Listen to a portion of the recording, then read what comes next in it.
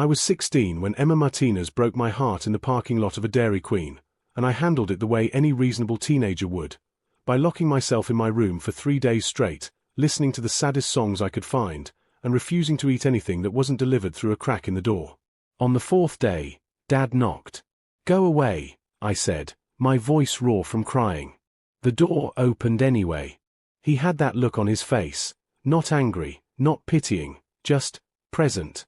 He was still in his work clothes, his security guard uniform wrinkled from a double shift. Without asking, he sat down on the edge of my bed, which groaned under his weight. "I'm not in the mood for a pep talk," I warned him. "Good," he said. "Because I'm not giving one." Dad wasn't a talker. Mom used to joke that he saved words like other people saved money, spending them only when absolutely necessary. So when he settled into my desk chair and actually looked like he planned to stay, I sat up, suspicious. "Your mom thinks I should tell you that there are other fish in the sea," he began. "Please don't." "I'm not going to." He rubbed his jaw, where grey stubble was coming in. "I'm going to tell you about weight instead." I blinked. "Wait." "Wait," he confirmed.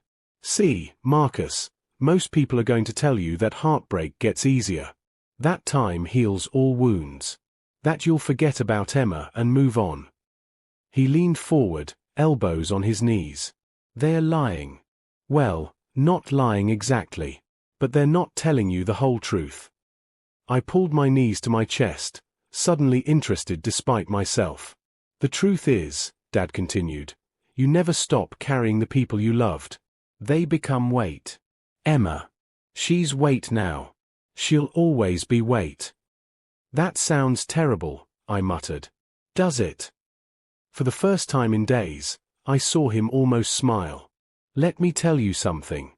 When I was 19, I fell in love with a girl named Patricia Okonkwo. Beautiful. Smart. Could make me laugh so hard I'd forget my own name." His eyes went distant. "She left me for a guy who could give her the life she wanted. I was working at a gas station. He was pre-med. I didn't blame her, but God, it hurt." I'd never heard this story. "What happened?" "I carried her," he said simply.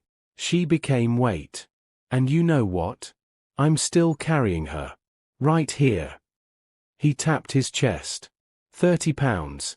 Maybe. 30 pounds of late-night conversations and inside jokes and the way she used to sing off-key in my car. "That's depressing, Dad." "You think?" He stood up and walked to my window, looking out at our street where the evening light was fading. 2 years after Patricia, I met your mother at a bus stop. It was raining. Neither of us had an umbrella. She said something funny about the weather, and I laughed, really laughed, for the first time in months. He turned back to me. "But here's the thing, Marcus. I wouldn't have recognized what I had with your mother if I hadn't carried Patricia. The weight taught me. It taught me what mattered. What to look for. What to hold on to and what to let go of." "So, the pain has a purpose?"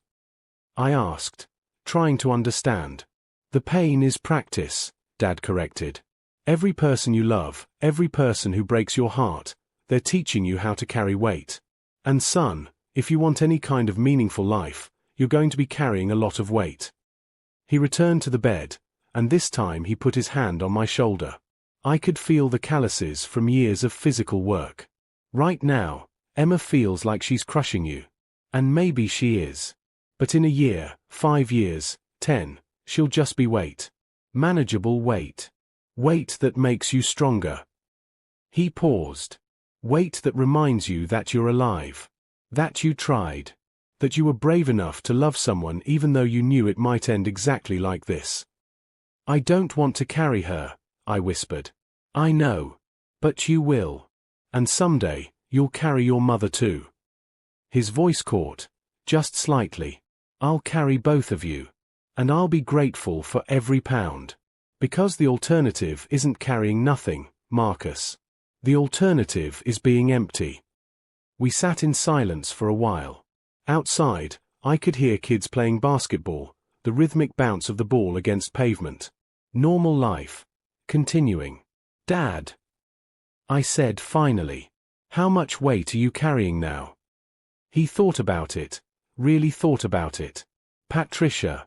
My mother, your grandmother. My buddy Carlos who died in that car accident. My father. He counted them off on his fingers. A few friends who moved away and we lost touch. A dog named Rocket. He smiled. Your mother, even though she's still here, because I carry the version of her I first fell in love with. And you, Marcus. I carry you most of all. I'm still here too, I pointed out. I know. But I carry every version of you. The baby who wouldn't sleep. The kid who scored his first goal. The teenager who's brave enough to have his heart broken. His eyes were wet now. And someday, God willing, I'll carry the man you become, the father you might be, the person you grow into. It's all weight, son. It's all worth carrying. I didn't realize I was crying again until I felt the tears on my cheeks. But these felt different from the ones I'd cried for Emma. These felt like something opening instead of closing. What if I can't carry it all? I asked. Then you'll get stronger, Dad said. Same way I carry my weights by working the night shift. Same way I carry my responsibilities by showing up. You carry what you love, and it makes you into someone who can carry more. He stood up then, and I knew the conversation was over. Dad never overstayed his welcomes. But at the door, he paused. Emma was your first. That special weight, it never gets lighter, but you'll get better at carrying it. And Marcus. When you find someone who's willing to carry your weight too, that's when you'll understand what your mother and I have. After he left, I sat there in my room as the darkness settled in. I thought about Emma, about the way she'd looked when she said it wasn't working, about the weight of those words settling into my chest. And for the first time in 4 days, I got up. I went downstairs. I found Dad in the living room, watching a game with the volume low so he wouldn't disturb me. I sat next to him, and neither of us said anything. But I felt it, the weight of him, of us, of this moment. And I understood, maybe for the first time, that this was what love looked like. Not the fireworks and the butterflies, but the quiet strength of carrying each other through the dark. 3 months later, I saw Emma at school with someone new, and my chest tightened. But I didn't lock myself in my room. I went home and shot hoops with Dad in the driveway until it got dark. How's the weight? He asked, passing me the ball. I caught it, felt its familiar pressure in my hands. Heavy, I admitted. But I'm still here. That's my boy, he said.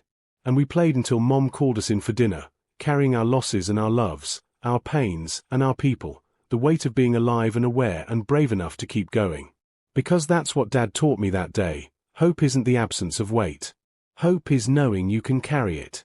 Hope is understanding that every pound you bear is proof that you lived, you loved, you tried. Hope is choosing to carry it all, and still getting up to play another round.